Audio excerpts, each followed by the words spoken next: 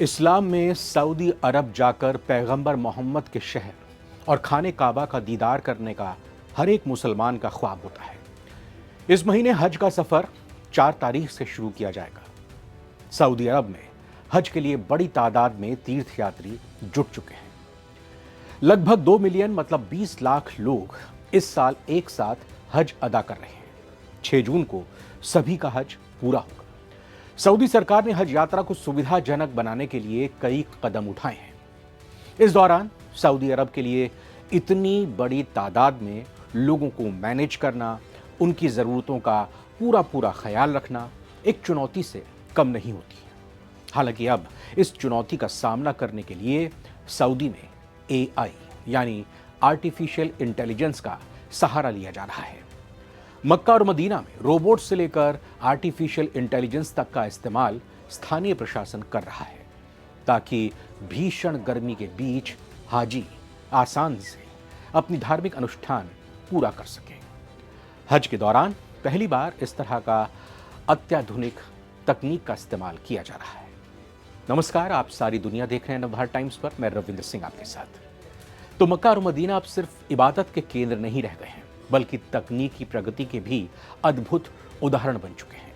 इस साल हज यात्रियों के लिए मनारह 2 नाम का एक विशेष AI रोबोट तैनात किया गया है। ये रोबोट उर्दू, अंग्रेजी और अरबी समेत कई भाषाओं में बात कर सकता है और हदीस और इस्लाम से जुड़ी जानकारी भी दे सकता है। ये रोबोट तीर्थयात्रियों को रास्ता बताने से लेकर धार्मिक प्रक्रिया में पूरी मदद देगा। ग्रैंड मस्जिद में हाईटेक व्यवस्था होगी, जहां 5G, टच स्क्रीन और कैमरे का इस्तेमाल होगा। मक्का और मदीना की पवित्र मस्जिदों में हाईटेक सुविधाएं जोड़ी गई हैं।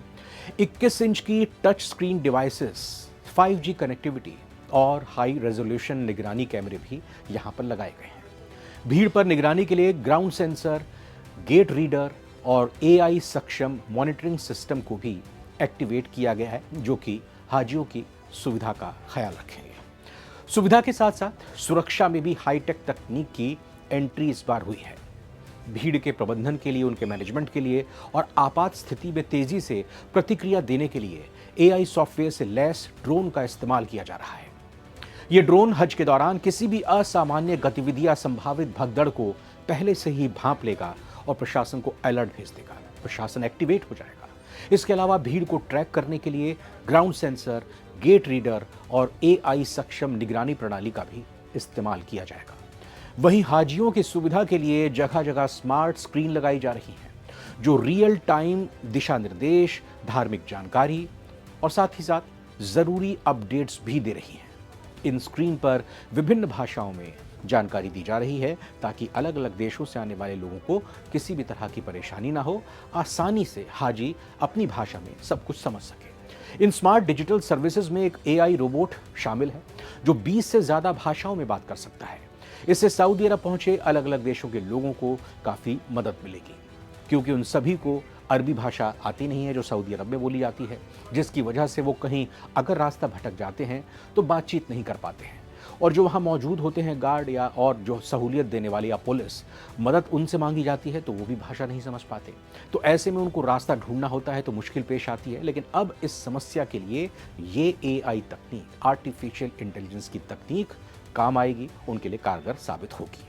इसी के साथ एक नुसुख कार्ड को भी शुरू किया गया है, जो तीर्थयात्रियों को पैगंबर की मस्जिद में पवित्र रावदाह की यात्रा के लिए अपॉइंटमेंट बुक करने में मदद करेगा। इन कार्डों के जरिए तीर्थयात्रियों को अपनी संपर्क जानकारी और वो जहां ठहरे हुए हैं उसका पता भी रहता है, जिससे खोए हुए और लापता लोगों की संख्या में कमी आएगी और जो खो जाएगा, अगर लापता हो जाएगा, उनको ढूंढने में मदद मिलेगी। इसके अलावा हेल्थ अपडेट के लिए एक ऐप का भी इस्तेमाल किया जा रहा है। तवाक्लना एक मोबाइल स्वास्थ्य ऐप है, जो तीर्थयात्रियों को उनकी हेल्थ स्टेटस के बारे में अपडेट करेगा और ज़रूरी मेडिकल सेवाओं तक पहुंचा देगा।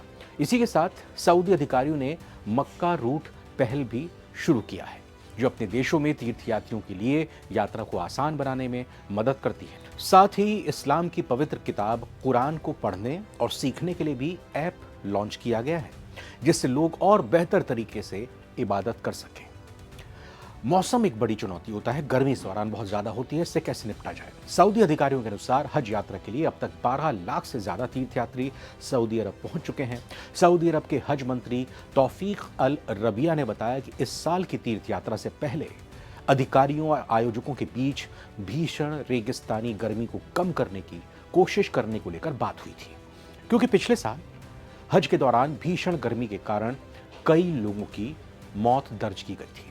हज मंत्री तौफीक अल रबिया ने बताया कि एक बड़ी चुनौती जिसका हम हमेशा से सामना करते हैं वो हाल के सालों में बढ़ता हुआ तापमान है, और ये एक ऐसा मुद्दा है जिसे हम काफ़ी अहमियत इस बार दे रहे हैं, लगातार दे रहे हैं। ये मुद्दा और भी गंभीर हो जाता है क्योंकि पिछले साल भीषण गर्मी के कारण हज के दौरान 1300 से ज़्यादा तीर्थयात्रियों की जान चली गई थी, क्योंकि तापमान 51.8 डिग्री सेल्सियस पहुंच गया था, और इसी वजह से काफ़ी परेशानी हज यात्री को हुई थी। रबिया ने कहा कि इस साल अधिकारियों ने 40 से ज़्यादा सरकारी एजेंसियों और 2,50,000 अधिकारियों को जुटाया है, काम पर लगाया है, और गर्मी से संबंधित जोखिमों को कम करने के लिए अपने प्रयासों को दोगुना कर दिया है, ताकि लोगों का नुकसान कम से कम हो, उनको तकलीफ कम से कम हो। पिछले साल 18 लाख मुसलमानों ने हज तीर्थ यात्रा में हिस्सा लिया था। हज इस्लाम के 5 प्रमुख स्तंभों में से एक है। इस्लाम में आर्थिक रूप से संपन्न मुसलमानों के लिए जीवन में एक बार हज करना फर्ज है।